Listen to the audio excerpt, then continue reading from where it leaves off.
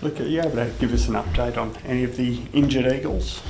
I can't as of yet. I think Jakey's been ruled out with concussion. He's got to get a scan on a tight hammy. Yowie will have his scan the Savo, so fingers crossed. It's been pretty important for us. Harley's pulled up fine, and Longy's going to get scanned as well, but didn't look too good. When you say didn't look too good, you expect he'd miss, medium term? Yeah, I'm not sure of a timeline.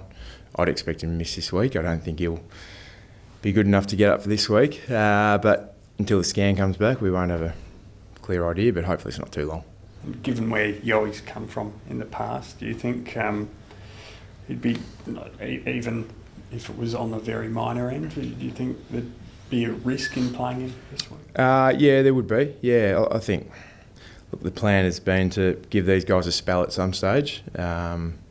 Outside the bye. Obviously Harley was a few weeks ago with his workload and what Yoey's, the workload Yoey's carried this year, probably expect him to have a spell at some stage as well. So, if scan comes back not too great, it's probably a no risk approach and we'll see what happens. But I won't hold the final call at match committee, but we'll just see how they all pull up tomorrow and what the results say. You can unfortunately sort of relate to Elliott's dilemma at the moment with the injury stuff. Have you spoken to him at all? Yeah, he's positive. He did a groin last year that was pretty bad, so I think he missed a bit of time with that. But he was quick to point out that it's nowhere near that level this time around. So he's been sore for a few weeks, just a bit battered from the workload he's been carrying. So hopefully it's nothing more than that, but it doesn't seem too sinister. What about Longy? Do you have to you're close with him, obviously he inherited your number, do you have to sort of wrap your arms around him regardless of what the result is at the moment? Yeah, for sure. Yeah, he's a vital cog for our team now at 19, 20 years of age already. He's so smart and so important to us, so we'll miss him on a footy front, but as a person he's one of the best I've seen come through the doors, so your heart breaks for him if he misses a bit of time of footy, but we're used to that in the number 13 jumper. But he'll be fine, mate. He's a tough character, and hopefully it's not too long at all. He's back out there over the next few weeks. Expecting Yoey to miss. You're the stoppage coach. Who do you look at maybe bringing in a little bit more this weekend to try and help alleviate that? Yeah, I don't know. Can't really replace him like for like. He's a rare breed, but obviously Dom got a bit more time on the weekend, which is great. Gaffy played a full game at Waffle. Clay Hall's been building nicely. Heard his syndesmosis in pre-season, but stringing some footy together. So some opportunities there for some of our older blokes, or we turn to the youth and get some more opportunity into them. But cross that bridge over the next day or two. Clay, like you mentioned, had pretty good yesterday. Sweating on a bit of a report though, but just really good inside mid, bit like the Fife sort of game plan. I think he had 16 handballs out of 17 touches, but it was just whipping it out of that contest. You must be pretty impressed with that. Yeah, we were impressed with Hawley from day one. His contest work and his just general toughness was on another level for a first-year player. Really good inside with his hands, so that's his strength, and that's what he's going to bring to our side over a long period of time, which is exciting. But he's been working on a few different areas of his game, which we've seen some really good growth in. So great kid, great appetite to learn and get better, and love to see another kid get their opportunity at some stage. Dacos will be in there, Nick. Dacos will be in there this weekend. Do you maybe look to send someone to tag him? I don't know if he's taggable, to be honest. He can play anywhere on the ground, so you want to go with him, you end up throwing your system out of whack a bit, and trying to stop him getting the footy's another thing on its own. So again, we'll have match committee on Collingwood tomorrow and figure out what we're going to do, but still plenty of other stars running around in their midfield and across half back, but definitely one we wouldn't mind keeping quiet this weekend. Fresh out of the game, so there's not really too many players out there that you haven't played on, but Sidebottom and Pendlebury, you play on a hell of a lot. Does that give you an advantage this weekend when you are looking at setting up at stoppages and that, and trying to use that real personal experience to show the guys how you can sort of play against those two? To be honest, not really, mate. I think we do enough scouting and give the players enough information on players and what teams do that I don't know if my first-hand experience is going to help too much, other than, Scott's probably the best player the game's seen over the last 15 years with his consistency, and Steele as well has just been on another level for so long. His ability to use the footy, and he doesn't need 30 touches to impact a game. His ball use, his smarts, so two greats for the game that still going strong. But as I said, there's 6 or 7 blokes throughout that midfield that can cut you up on any given day. So big team effort for us this week, hopefully, and get back to what we've shown periods of over the last month, that we can get it done as a group and not have to rely on taking one bloke out of the game. Saw some great examples of Harley Reid's ability to evade tackles on the weekend. You were strong in that area. What has been your involvement with him on that front? Yeah, he wasn't much of a player when he first rocked up, to be honest. We had to do a bit of work with Harley. Since day one of pre-season, his appetite for the contest and the physical side of the game is unmatched from anyone I've seen. Whether it's an 18-year-old or a 30-year-old, he just loves the physicality side of the game, and it holds him in good stead. Obviously, he's dominated throughout juniors, probably being a bigger kid, and so coming in, you wondered whether he'd still hold his own against the best in the country, but he's shown that hasn't really been an issue for him. So we love that, and it's not just what he does in the moment with his physicality and his ability to get inside to outside the contest, but what it does for the team. Some of the things he does is things that your players walk taller when they see that. So to be doing that as an 18-year-old's really special.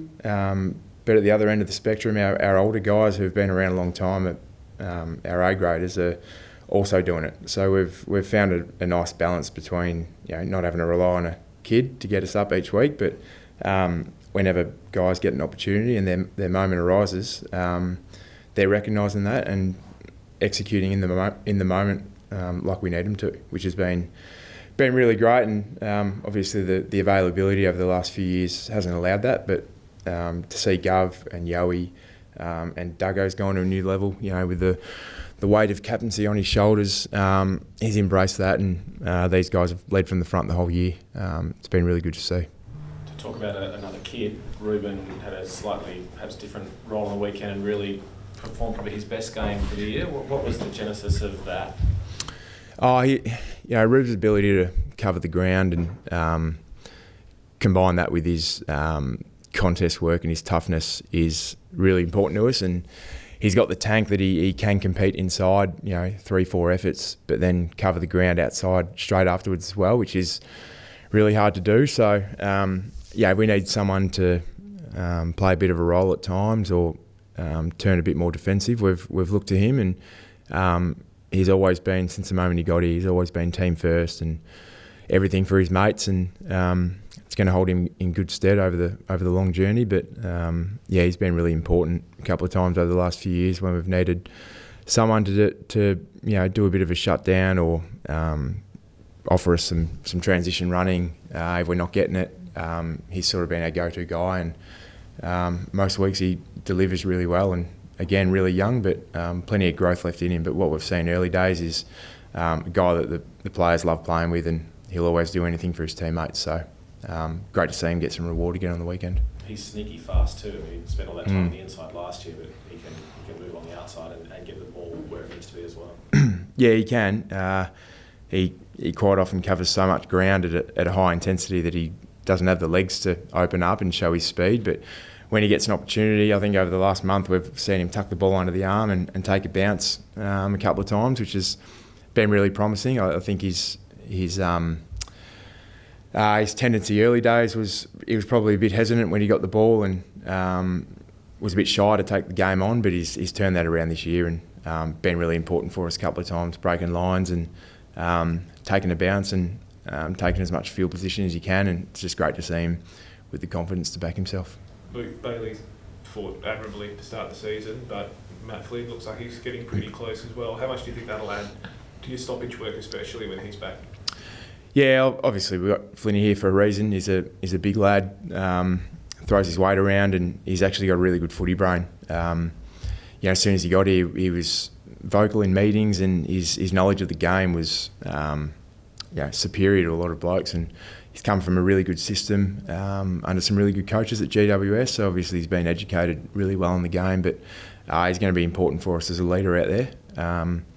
But as he said, Baz has been fantastic this year. He gives away 7 or 8 centimetres each week to opposing ruckmans, and we don't beg him to win the hit-outs. We just ask him to fight like hell and halve them at best, and he's done a really good job of that most weeks. I think Big Witsy probably got a hold of him last week and had a pretty good game, but for the most of the year, Baz has been, as you said, admirable, and been a really good weapon for us inside with his ability to follow up at ground level. So he's complemented our midfield really well, and no doubt when Flinny comes back, we'll still see a bit of Bailey in the ruck. Saw Oscar Allen take next step towards his return to footy this morning, doing some running. Where's he at? Not exactly sure. Probably still a few weeks away, but it was a bit daunting there early days with his knee injury. It could have been a bit more severe than what it was, but he got some good news on it and went head down, bum up mode pretty quickly, and been tucking into his rehab, and he's tracking along nicely. Hasn't had a setback, so obviously be a really nice addition to the forward line. You have to shuffle the forward line this week with Jake out. Jack Williams kicked multiple goals for the first time, so hopefully his confidence is up. What other changes do you look to sort of provide another key target down there? Yeah, we probably need another small with Longy going out as well. Who we turn to, don't know yet, but our guys have been great this year for the most part, of even when we're undersized, finding a way to compete and get the ball to ground and either win it or help us get some delay on the footy and pressure the opposition and allow us to defend behind it. So nothing will change. Knight has done a terrific job as forwards coach of getting these guys to buy into. Doesn't matter how big or small you are, you're expected to compete and give us a chance of winning at ground level if you can't mark it. So whoever comes in, I'm sure they'll be cut from the same cloth, and we expect the same results, but they've been doing a hell of a job for us. Could Harvey Johnston take on that Longy role? I mean, he played a few minutes on the weekend, but he's been performing reasonably well up forward.